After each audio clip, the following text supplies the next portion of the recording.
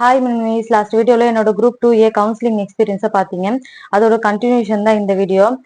அங்க போய் பார்த்தா அன்னைக்கு கவுன்சிலிங்க்கு வந்து எல்லாருமே வந்து மெடிக்கல் அண்ட் ரூரல் டெவலப்மெண்ட் அந்த டிபார்ட்மெண்ட்டை தான் வந்து எடுக்கிறாங்க. எனக்கு திக்கு திக்குன்னு இருக்கு. ஐயோ, எல்லாரும் எடுத்துருவாங்க போல இருக்கு, நம்மளுக்கு இந்த டிபார்ட்மெண்ட் கிடைக்காது போல இருக்கே அப்படின்னு சொல்லிட்டு பயம். மனசுக்குள்ளேயே முருகா முருகா முருகா அந்த டிபார்ட்மெண்ட் எனக்கு கிடைக்கணும்னு சொல்லிட்டு மனசுக்குள்ளேயே வேண்டிக்கிட்டே வந்து உட்கார்ந்துருக்கேன்.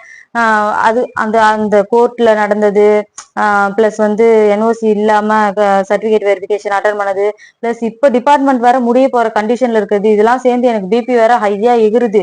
இந்த டைம்ல நான் கன்சீவாவும் இருக்கேன். பிபி எகிருது, பயம், ஒண்ணுமே புரியல. அப்புறம் கரெக்டா எனக்கு ஒரு 15 பேர் இருக்காங்க. அந்த டிபார்ட்மெண்ட் இருக்கு, மெடிக்கல் டிபார்ட்மெண்ட் இருக்கு. கடவுளே, இந்த 15 பேரும் வேற ஏதாவது டிபார்ட்மெண்ட் எடுக்கணும், எனக்கு அந்த டிபார்ட்மெண்ட் கிடைக்கணும் அப்படின்னு சொல்லிட்டு வேண்டிக்கிட்டே இருக்கேன். கரெக்டா எனக்கு 5 பேருக்கு முன்னாடி மெடிக்கல் டிபார்ட்மெண்ட் முடிஞ்சு. எனக்கு என்னோட ஹார்ட் பீட்டே வந்து எனக்கு கேட்டுச்சு. அந்த அளவுக்கு நான் வந்து பயத்துல இருந்தேன். முடிஞ்சு போச்சு, அவ்வளவுதான், இதோட எனக்கு டிபார்ட்மெண்ட் நம்மளுக்கு கிடைக்காது அப்படின்னு சொல்லிட்டு ரொம்ப கஷ்டமாயிருச்சு. கண்ணுல அங்கேயும் நான் வந்து அழ ஆரம்பிச்சிட்டேன். கர்ச்சி பொண்ணு வச்சுட்டு கண்ணை அப்படி இப்படி தொடச்சிக்கிட்டே வந்து அழ ஆரம்பிச்சிட்டேன். அதுக்கப்புறம் வந்து சரின்னு போனா வந்து ஸ்டேஷனரி டிபார்ட்மெண்ட் தான் இருந்துச்சு. Stationery and printing department. அதோடைய ஜாப் நேச்சரு அதெல்லாம் எது ஒண்ணுமே எனக்கு தெரியாது. ஆனா அது வந்து சென்னையில இருக்குன்றது மட்டும் எனக்கு தெரியும். சரி, மற்ற டிபார்ட்மெண்ட் பார்த்தோம்னா பிரிசன் போலீஸ் இருந்துச்சு. ஐயோ, அது வேணாம்ப்பா, இதே பரவாயில்ல அப்படின்னு சொல்லிட்டு ஸ்டேஷனரி டிபார்ட்மெண்ட் போடே சொல்லிட்டு அந்த டிபார்ட்மெண்ட்டே எடுத்துட்டு வந்துட்டேன். எல்லாரும் வந்து அலாட்மெண்ட் லெட்டர் வாங்கிட்டு போயிட்டே இருக்கிறாங்க. நான் வந்து ஓரமா வந்து உட்கார வச்சுட்டாங்க என்ன, கொஞ்சம் வெயிட் பண்ணுங்க அப்படின்னு சொல்லிட்டு. ஏன்னா எனக்கு கிட்டதான் என்ஓசி இல்லையே. அதனால எனக்கு வந்து அன்னைக்கு அலாட்மெண்ட் லெட்டர் தரல. என்ஓசி இல்லாதனால நீங்க என்ஓசி கொண்டு வந்து சப்மிட் பண்ணுங்க அப்படின்ற மாதிரி ஒரு என்டாஸ்மெண்ட் லெட்டர் மாதிரி அடிச்சு எனக்கு கொடுத்துட்டாங்க. எல்லாரும் வந்து போயிட்டாங்க. கடைசியா தான் வரேன். கொஞ்சம் பேர்லாம் நின்று அந்த செவத்துக்கிட்ட நின்று போட்டோ எடுத்துக்கிட்டு இருக்காங்க. நான் தான் வந்து அலாட்மெண்ட் லெட்டர் இல்லையே, அந்த செவத்தை அப்படியே வேடிக்கை பார்த்து நின்றுட்டு எல்லாரும் எடுக்கிறாங்க. நம்ம வந்து எடுக்க முடியாம போயிடுச்சு, நம்ம போட்டோ எல்லாம் எடுக்க வேணாம்ப்பா, நம்ம போயிடலாம் அப்படின்னு சொல்லிட்டு எங்க வீட்டுக்காரர் கண் கலங்கி எங்க வீட்டுக்காரர் கையை பிடிச்சிட்டு அங்க இருந்து நான் வந்து கிளம்பிட்டேன். கவுன்சிலிங் முடிச்சுட்டு வீட்டுக்கு கிளம்பிட்டோம். அந்த கவுன்சிலிங்கே எனக்கு வந்து பெரிய போராட்டமான நாளா தான் இருந்துச்சு. ஆனா அந்த நாள் இன்னும் முடியல. அதை விட மோசமான ஒரு நிகழ்வு வந்து அந்த நாள்ல எனக்கு நடந்துச்சு. கவுன்சிலிங் முடிஞ்சு நாங்க 2 பேரும் ட்ரெயின்ல வந்து கிளம்பிட்டோம். ரொம்ப சோகமாவே ரொம்ப டிப்ரெஷனா தான் வந்துட்டு இருந்தோம். வரும்போதே வந்து கொஞ்சம் லைட்டா வயிறு வலிக்கிற மாதிரியே இருந்துச்சு. சரி, இது வந்து சூட்டு வலியா இருக்கும், வீட்டுல போயிட்டு நல்லெண்ணெய் வச்சா சரியாயிடும் அப்படின்னு சொல்லிட்டு வந்துட்டோம். வீட்டுக்கு வர வரைக்குமே லைட்டா பெயின் இருந்துகிட்டே தான் இருந்துச்சு. வீட்டுக்கு வந்து பார்த்ததுக்கு அப்புறம் தான் தெரியுது என்னோட வயித்துல இருந்து அந்த 2 மாச கரு வந்து கலைஞ்சிருச்சுன்னு. அதுக்கப்புறம் வந்து கத்துறேன், அழறேன். எங்க வீட்டுக்காரர்கிட்ட நம்ம புள்ள போயிருச்சுப்பா அப்படின்னு சொல்லிட்டு ரொம்ப அழறேன். என்ன பண்றதுன்னு தெரியல. அதுக்கப்புறம் வலி தாங்கவே முடியல. அதுக்கப்புறம் எங்க அம்மாவும் எங்க அக்காவும் வந்து என்னை வந்து ஹாஸ்பிட்டல் கூட்டிட்டு போனாங்க. ஹாஸ்பிட்டல் போயிட்டு பிரசவ வலி எப்படி இருக்குமோ அப்படி ஒரு வலியை தான் அன்னைக்கு வந்து நான் அனுபவிச்சேன். கவுன்சிலிங் டே அன்னைக்கு கோர்ட்ல பர்மிஷன் கொடுக்காதது, நான் எதிர்பார்த்த போஸ்ட் எடுக்க முடியாதது, அதனால ஏற்பட்ட ஸ்ட்ரெஸ், பிபி, அதனாலதான் வந்து இது மாதிரி ஆயிருச்சு. அந்த நாளே ஒரு பெரிய புயல் அடிச்சு ஓஞ்சா மாதிரி இருந்துச்சு என்னோட லைஃப்ல. அதனாலதான் வந்து May 24ன்ற டேட் என்னால மறக்க முடியாது அப்படின்னு சொல்லிட்டு சொல்லியிருந்தேன். அதுக்கப்புறம் மறுநாள் கோர்ட்ல இன்ஃபார்ம் பண்ணிட்டோம். பண்ணிட்டு டாக்டர் வந்து சொல்லியிருந்தாங்க, அபார்ஷனுக்கு வந்து 45 days லீவ் எலிஜிபிள் இருக்கு கவர்மெண்ட்ல அப்படின்னு சொல்லிட்டு சொன்னாங்க.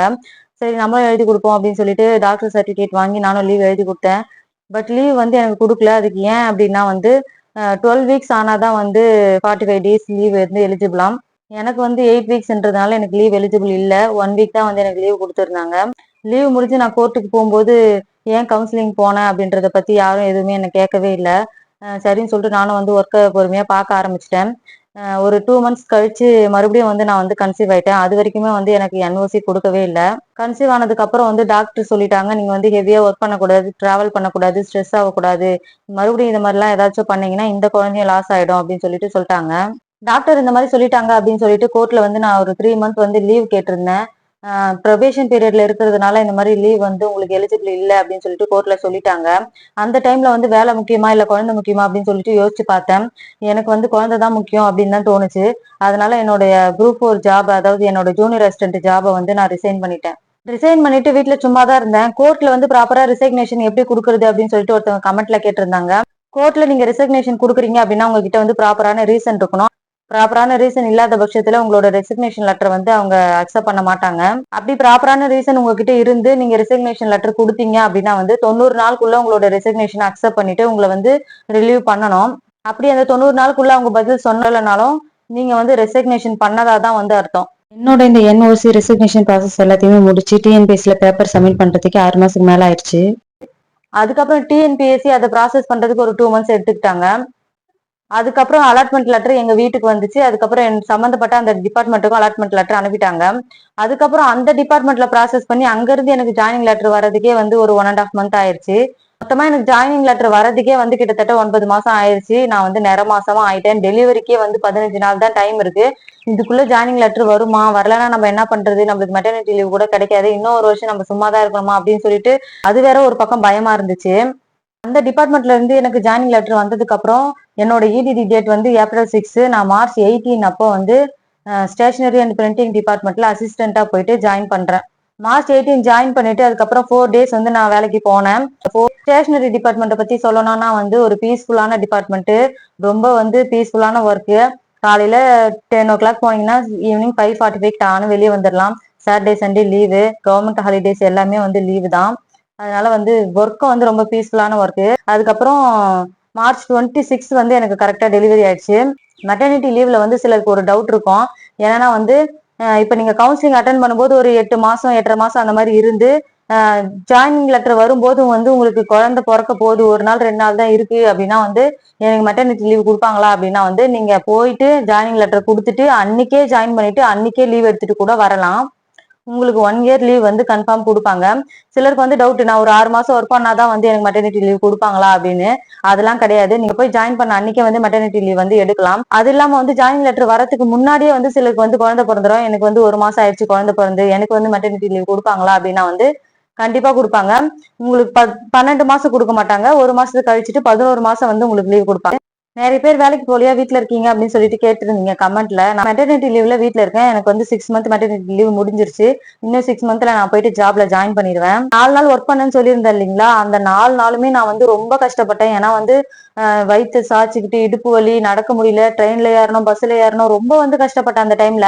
என்னோட ஹஸ்பண்டும் வந்து என் கூடவே தான் இருந்தாரு, நிழல் மாதிரி. ஏன்னா எனி டைம் வந்து எனக்கு டெலிவரி ஆகலாம். அதனால அவர் என்னை விட்டுட்டு எங்கேயுமே போகவே இல்லை. நான் மேல மாடியில தான் இருக்கும் என்னோட ஆபீஸ். அங்க ஒர்க் பண்ணிட்டு இருப்போம். அவர் கீழே தான் உட்கார்ந்து இருப்பாரு. 8 ஹவர்ஸ்மே வந்து வெளியே தான் உட்கார்ந்து இருப்பாரு. என்னை கூட்டிட்டு வருது, கூட்டிட்டு போறது, ஏதாவது நான் ஆபீஸ்ல இருக்கும்போது கேட்டேன்னா எனக்கு வாங்கிட்டு வந்து தரதுன்னு சொல்லிட்டு ஆபீஸ்க்கு வெளியே தான் உட்கார்ந்து இருந்தாரு.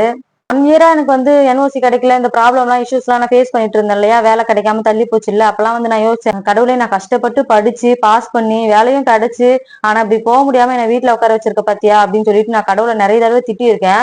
ஆனா அந்த 4 நாள் நான் பட்ட கஷ்டத்துலதான் வந்து நான் வந்து புரிஞ்சுக்கிட்டேனே. ஏன்னா வந்து ஒரு 5 மாசம் இருக்கும்போது ஜாயினிங் லெட்டர் வந்துருந்துச்சு அப்படின்னா நான் என்ன பண்ணிருப்பேன்? இவ்வளவு தூரம் டிராவல் பண்ணி நான் ஒர்க்குக்கு போறதுன்றது நினைச்சு பார்க்கவே முடியல. ஏன்னா அந்த 4 நாள்ன்றதே நான் வந்து கன்சீவா இருக்கும்போது போயிட்டு வர அவ்வளவு கஷ்டப்பட்டேன். அதனாலதான் வந்து கடவுள் எனக்கு கொடுக்கறதுக்கு இவ்வளவு லேட் பண்ணாரு அப்படின்றத நான் அப்பதான் தெரிஞ்சுக்கிட்டேன். சில விஷயங்கள் நமக்கு லைஃப்ல வந்து கிடைக்க ரொம்ப லேட் ஆகும். ஏன்டா கிடைக்கலன்னு சொல்லிட்டு கடவுளை திட்டிக்கிட்டே இருப்போம். ஆனா கடவுளுக்கு தெரியும் நம்மளுக்கு எந்த டைம்ல நம்மளுக்கு கொடுக்கணும்னு சொல்லிட்டு. நம்மளுக்கு உண்டானது சரியான நேரத்துல நம்ம கிட்ட கண்டிப்பா வந்து சேரும்ன்றது என் லைஃப்ல எனக்கு நடந்துச்சு. நான் இப்ப எடுத்திருக்க டிபார்ட்மெண்ட் வந்து ஒரு சூப்பரான டிபார்ட்மெண்ட். கடவுள் வந்து தாமதமா கொடுத்தாலும் தரமா கொடுத்திருக்கான் என் லைஃப்ல. அப்போல இருந்து எனக்கு ஏதாவது கிடைக்க லேட் ஆச்சு அப்படின்னா வந்து உனக்கு தெரியும் எனக்கு எப்ப கொடுக்கணும்னு சொல்லிட்டு நீ கொடு அப்படின்னு சொல்லிட்டு நான் விட்டுருவேன். நீங்களுமே வந்து என்ன எனக்கு வேலையே கிடைக்கல, தள்ளி தள்ளி போகுது அப்படின்னு சொல்லிட்டு வருத்தப்படாதீங்க. கண்டிப்பா உங்களுக்கான போஸ்ட், உங்களுக்கான ஜாப் உங்களுக்காக காத்துக்கிட்டு இருக்கு. இன்னும் கொஞ்சம் தான் முயற்சி பண்ணுங்க. உங்களோட இலக்கை நீங்க கண்டிப்பா அடைஞ்சிருவீங்க.